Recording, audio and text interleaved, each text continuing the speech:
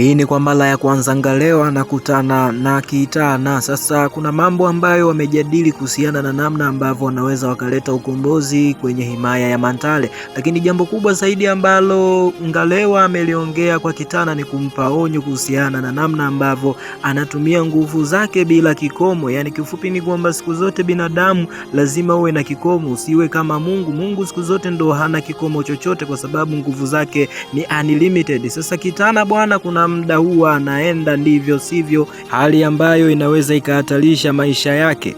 Bwana leo nimekuandalia mambo mawili nataka nikuchambulie kwa kina zaidi. Tukianza na jambo la kwanza ni kuhusiana na Zumo pamoja na dada yake Zengeni. Kwa sasa wamekata undugu kutokana na namna ambavyo Zumo hapendezwi na vitendo vya dada yake kuweza kudeti ama kutoka kimapenzi na mwanaume ambaye sio future yake. Sasa huyu sio mwingine ni Maginga. Wote tunatambua kabisa kwamba Maginga ana nia mbaya na Zengeni, yani kifupi ni kwamba anahitaji utawala huu himaya ya Mantale, anahitaji kuwa chifu kwa mujibu wa maelekezo ya Binyanza. Sasa kitu ambacho hakitambui Zengeni ni kwamba kaka yake yuko sahihi kuweza kuzuia mahusiano yao, kwa sababu wanatambua kabisa kwamba Maginga sio mwanaume ambaye ni sahihi kwa upande wa dada yake. Sasa moja kati ya vitu ambavyo vitakwenda kumkuta Zengeni siku moja, atakuja kujuta ni kwa nini hakuweza kumsikiliza kaka yake, ni kwa nini hakuweza kusikiliza ushauri wa kaka yake. Lakini jambo kubwa zaidi ambalo limeweza kutokea ni kuhusiana na kitu kinachoendelea kati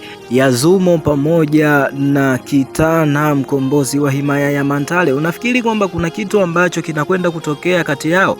Je, mahusiano yanaweza yakatengenezwa kati yao? Kwa sababu ukiangalia ukaribu anaoonyesha kwa sasa Zumo sio ukaribu ambao tunaweza tukasema ni wa urafiki wa kawaida. Nafikiri kuna kitu ambacho kipo ndani ya moyo wa Zumo, na ndio maana ameamua kukata mahusiano kabisa na mchumba wake wa zamani. So nafikiri kwamba huenda ameshaanza kumpenda Kitana.